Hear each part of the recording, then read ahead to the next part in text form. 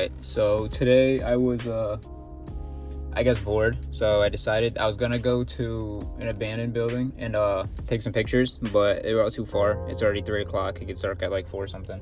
So I came to Hubbard Park instead, which is, if you're from Connecticut or the surrounding area, it would definitely be familiar, because it has Castle Craig, which is his castle at the top of the mountain, which is what I want to take pictures from today.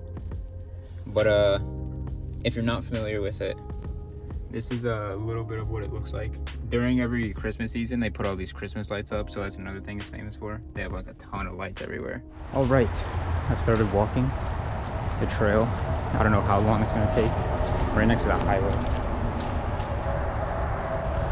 I put my beanie on for so my hair would stay out of my face, so I could have max visibility.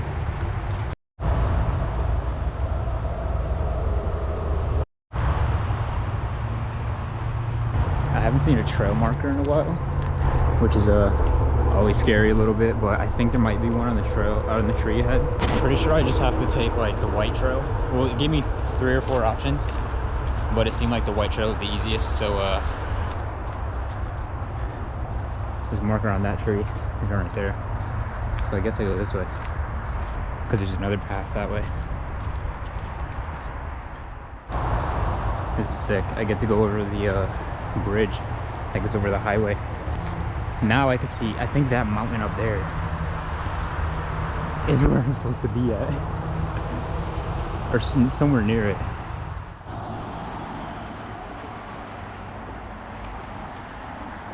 Not gonna lie, it's kind of sketchy with all these cars flying by right underneath me.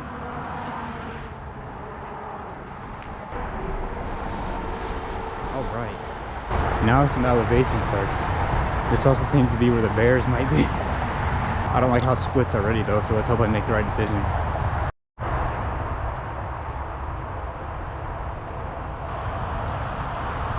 So a story I actually heard a lot when I was a kid. I'm out of breath.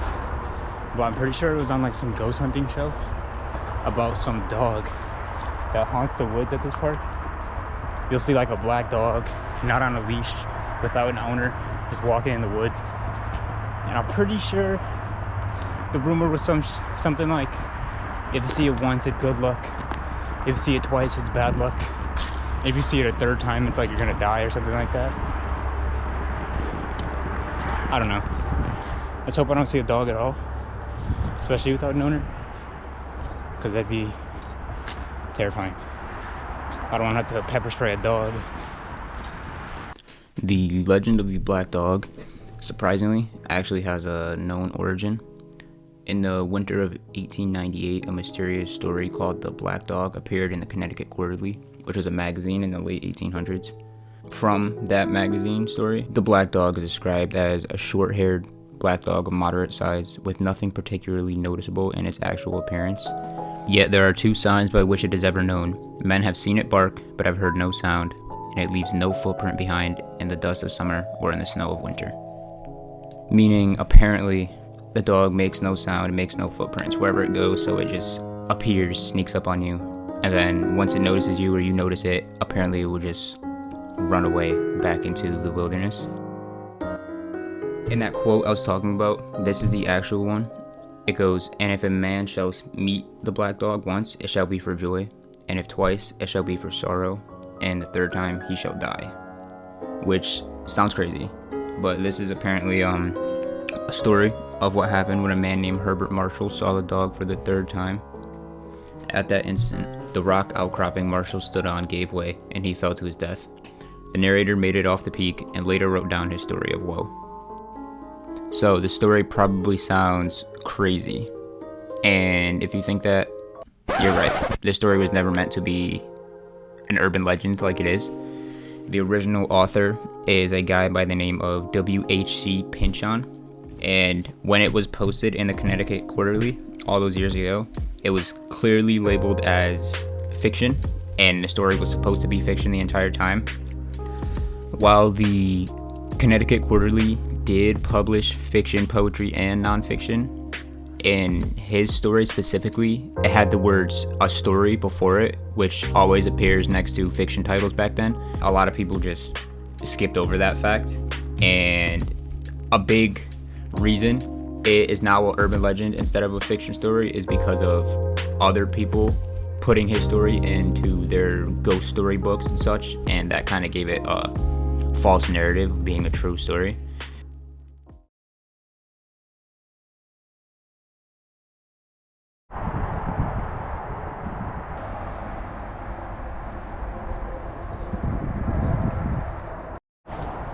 I think I'm gonna be avoiding that bridge on the way back because that thing wobbled like crazy. I really hope I don't have to go all the way up there. That's like 900 feet. And that's not an exaggeration either. It might be an under exaggeration. I can see my first glimpse of the tower through the woods on the side of the mountain over there. So we are making progress. I can now see that there's actually Christmas lights on the tower. I could have came up here. I'm gonna have to remember this on the way back.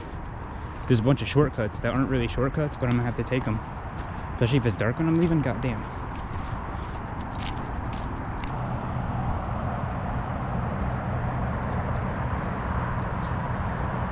The view through these trees is fucking ridiculous. I'm gonna get caught lacking. Keep turning my back and just not paying attention. Too dumbfounded by these views. I'm either gonna run out of time, run into a bear, run into a person. Who knows?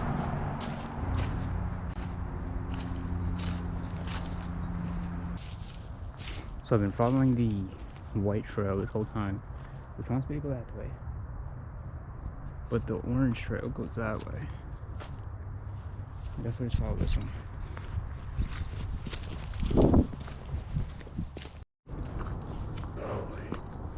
The trail definitely got steeper.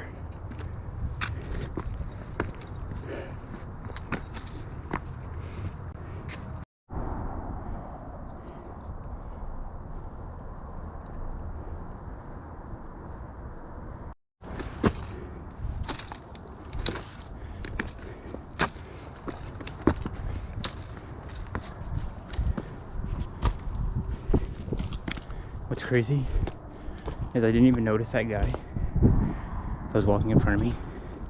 But then when I did, I didn't know what to do. So I just kept recording for a second. There's a cave right there. That's cool. Making progress.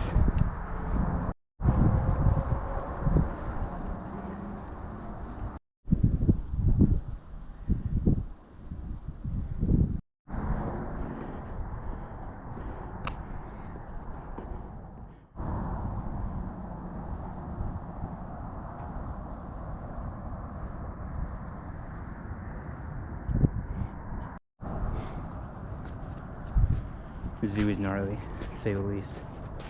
It was 1,000% worth it. In the cold. Nose running. Out of breath. But oh my god. Crazy.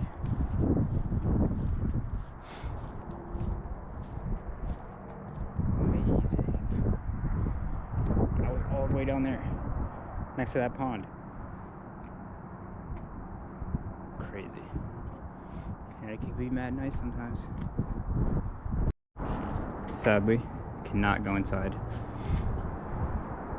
But either way, it's fucking sick. And there's actually nobody fucking here. I didn't think this would happen. Let me get some pictures in.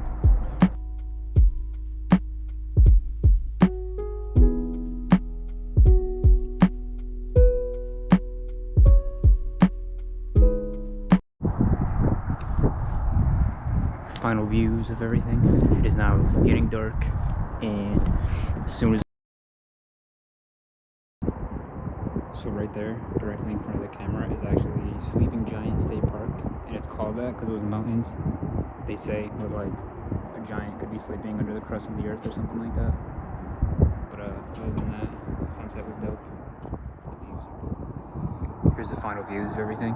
It is now getting dark, and As soon as the sun went down, it got extremely cold. So I am now gonna make my way down this trail, so hopefully I can get there before it is dark. The GoPro also died, so fuck. That's about it. I'll record on my phone if anything amazing happens. Remember how nice and beautiful it was on my way up there? Yeah, now it's just creepy and cold and treacherous. I guess I'll now put this camera away and take this more seriously, so I don't kill myself going down this mountain. So I am now on my way back. Apologize if I have boogers or anything all over my face. It is mad cold. Well, not like mad cold, but it's cold enough to make my nose run constantly. There ended up being... What the hell? Ended up being other people there. But that kind of made it better in a way. I felt more secure because it was like a guy and a girl, like a couple. So I didn't think they were gonna do nothing to me. But there's also a biker. I think in total I probably saw 5 people. Probably see castle behind me over there. I'm still new to this recording myself thing. I'm scared I'll go like this and see somebody behind me in the camera. Or even worse, a bear. Back on the tunnel, if you couldn't tell. It's cool being up here, but it's also sketchy at the same time. Alright, I'm pretty sure I'm only like 5 minutes away from the car, so the next clip will probably be me in the car concluding this entire solo explore. Look, you can see the castles all the way up there, across the highway on top of the mountain. Yeah. There's this old ass dude walking down the mountain. By himself, too. And it was right as I got on the guy I got on camera. When I first got on the orange trail, that dude was mad old. And he had his hands in both of his pockets. Not a care in the world going down that treacherous trail. The one I actually fell on. Like, this guy was crazy. But, yeah, I think I'm back now. Oh, yes, sir. See my car. Look at what I'm coming back to. This is why this park is so cool. Back to the car, and this is how it looks now. I'm gonna do a drive around with the GoPro. Jesus. Show you guys all the lights and stuff.